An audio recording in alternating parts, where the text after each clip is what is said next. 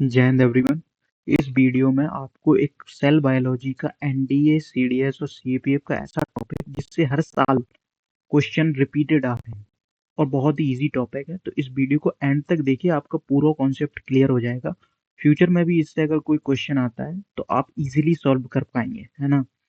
इस वीडियो में पीवाईक्यू को ऐड किया गया विद फुल्ली एक्सप्लेनेशन। और please like and subscribe this channel, जिससे हम आपके लिए और भी ऐसी वीडियोस ला सकें। Thank you. ये है कि सबसे मुश्किल लगने वाले टॉपिक्स को समझने का राज उन्हीं सवालों में छिपा होता है जो बार बार पूछे जाते हैं। तो आज हम क्या करने वाले हैं, हम कुछ कॉम्पिटिटिव एग्जाम्स के सवालों को देखेंगे और उनके जरिए सेल बायोलॉजी यानी कोशिका जीव विज्ञान के उन जरूरी सिद्धांतों को समझेंगे जिन्हें जानना ही चाहिए। जरा इन दो सवालों को देखिए, एक है 2014 का और दूसरा 2019 का। एग्जाम अलग हैं, साल अलग हैं, पर सवाल सवाल बेसिकली एक ही है, एनिमल सेल में क्या नहीं होता। और मजे की बात यह है कि दोनों का जवाब भी बिल्कुल सेम है, कोशिका भित्ति या जिसे हम सेल वॉल कहते हैं। अब ये कोई इत्तेफाक नहीं है, बिल्कुल नहीं, ये एक पैटर्न है। समझिए, एक तरह का कोड है जो हमें ये बताता है कि एग्जाम बनाने वाले किन चीजों को सबसे ज्यादा जरूरी मानते हैं। और आज हम इसी कोड को क्रैक करने वाले हैं। तो सवाल ये उठता है कि इन बार बार आने वाले सवालों से हमें क्या सीखना है। मतलब जिंदगी के इन बिल्डिंग ब्लॉक्स के बारे में ऐसी कौन सी बातें हैं जो हर हाल में पता होनी ही चाहिए। तो चलिए अपनी पड़ताल शुरू करते हैं और शुरुआत करेंगे उस सबसे बड़े फर्क से जो इन सारे सवालों में कॉमन है। इसे एक तरह की महान दीवार समझ सकते हैं जो बायोलॉजिकल दुनिया को दो हिस्सों में बांट देती है। ये सवाल देखिए, ये हमें हमारा पहला सुराग देता है। सवाल सीधा है, बैक्टीरिया, पौधे, फंगस और इंसान, इनमें से किसके सेल में सेल वॉल नहीं होती? और जवाब है इंसान। बस यहीं से हमें वो पहली बड़ी लाइन मिल जाती है जो सेल की दुनिया को अलग करती है। तो ये सेल वॉल, ये कोशिका भित्ति आखिर है क्या चीज? देखिए, ये सेल मेम्ब्रेन के बाहर एक सख्त मजबूत परत होती है। इसका काम है सेल को सपोर्ट और प्रोटेक्शन देना, बिल्कुल एक कवच की तरह जो अंदर की हर चीज को बचाता है। तो हमारे कोड का पहला नियम क्या निकला? वो ये कि एनिमल सेल्स के पास सिर्फ एक बाहरी लेयर होती है, सेल मेम्ब्रेन।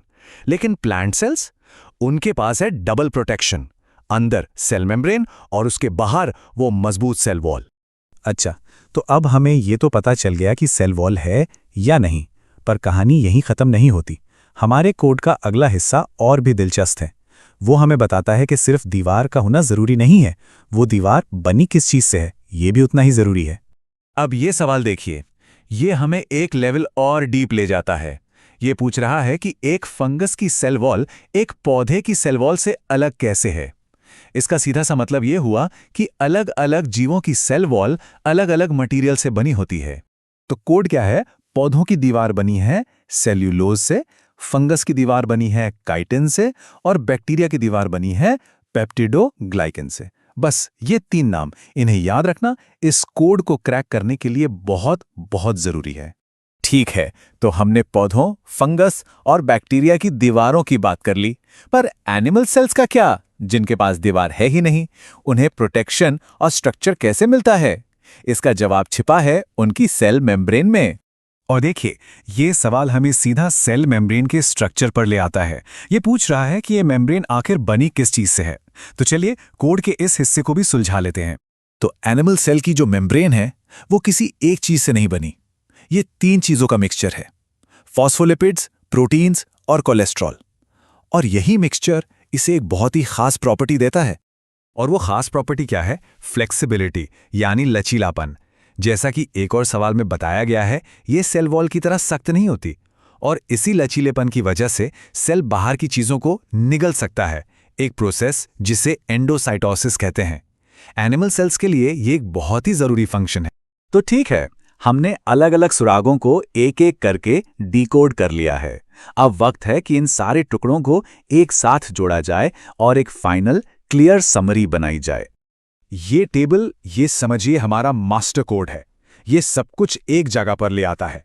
एनिमल सेल कोई सेल वॉल नहीं, सिर्फ एक flexible membrane. Plant cell cell wall है और वो बनी है सेलुलोज से। फंगस सेल वॉल है जो बनी है काइटिन से। और बैक्टीरिया सेल वॉल है जो पेप्टिडोग्लाइकन से बनी है। बस यही है इस पूरी कहानी का निचोड़।